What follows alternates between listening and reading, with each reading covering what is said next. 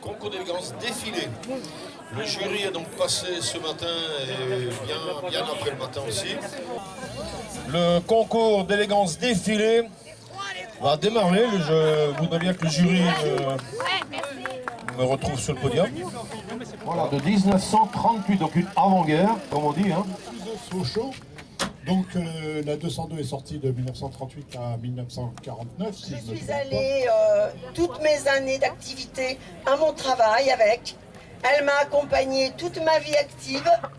Et j'espère bien que maintenant, toutes les deux, nous allons profiter de notre retraite.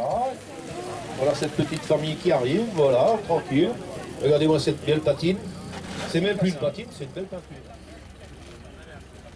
C'est un tout petit moteur, ouais.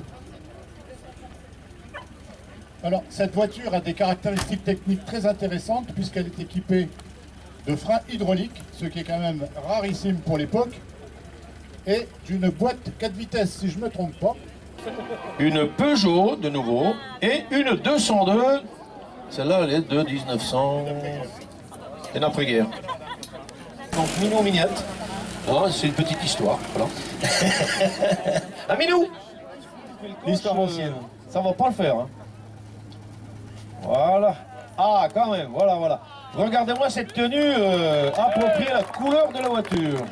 De choix un peu particulière, effectivement, qui existe en kit et qui est fabriqué par un Allemand, monsieur Wolfgang Hoffmann, à côté de Munich. Donc elle est disponible soit en cabriolet complet, mais là pour faire un côté un peu rétro, on a mis le hardtop qui s'appelle un faux cabriolet.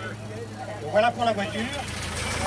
Alors, je voudrais juste faire une petite remarque. Est-ce que vous avez remarqué le conducteur? Alors, vous avez remarqué qu'en fait, il n'a pas 80 ans. Hein? Eh bien, rien que ça, il faut déjà l'applaudir. Rien que ça. Bonjour à tous. Donc c'est une casette Torpedo de 1925. Beaucoup de gens pensent que c'est une Renault NN. C'est vrai que ça y ressemble, sauf que la NN fait 6 chevaux et celle-ci en fait 10.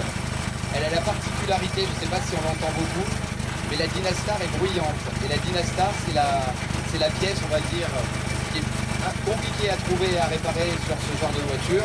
La Dynastar permet de faire la dynamo de la voiture, mais également la partie démarrage. Après, cette voiture-là, elle a été fabriquée en 1925 aux usines Billancourt à Paris. Voilà, tout à fait. Ah, ça commence à chauffer, c'est bon? Ah, c'est quoi qui chauffe là? Le moteur ou... Ah, oh là là, oh là là. Je suis fière de vous présenter la MGB de 1965. Je l'ai depuis une année et c'est franchement un vrai bonheur, un vrai plaisir. Elle est véloce, elle est légère, elle monte l'école puisque nous habitons en Haute-Savoie. Elle est super et donc j'ai trouvé ce hardtop qui vient du Royaume-Uni, qui est de la même époque et qui offre en fait une luminosité dans tout l'habitacle, c'est formidable. Avec une couleur d'origine qui s'est faite pas très longtemps. Vous descendez dans le midi, on mettait 3 jours pour descendre, 3 jours pour remonter. C'était simplement que tu passais chez ta mère. Tout à fait relative des années 20. Lorsqu'André Citroën se lance dans la production automobile, c'est un marchand d'armes durant la Première Guerre mondiale. Et voilà, c'est un petit peu le responsable, entre guillemets. La voiture est surnommée la petite sœur de la 404 Cabriolet, puisque Pininfarina a dessiné la 404 en 1961 et après a dessiné celle-ci à partir de 1963. Donc il y a eu plusieurs versions jusqu'à 66-67.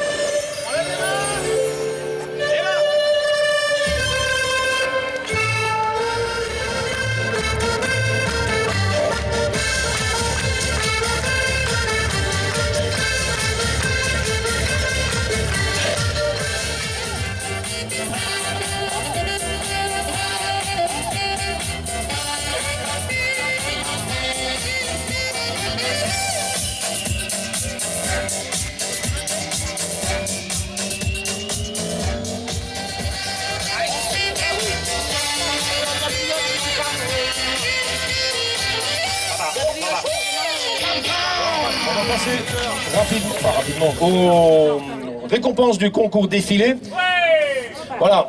Voilà, défilé. Alors, j'appelle la 202.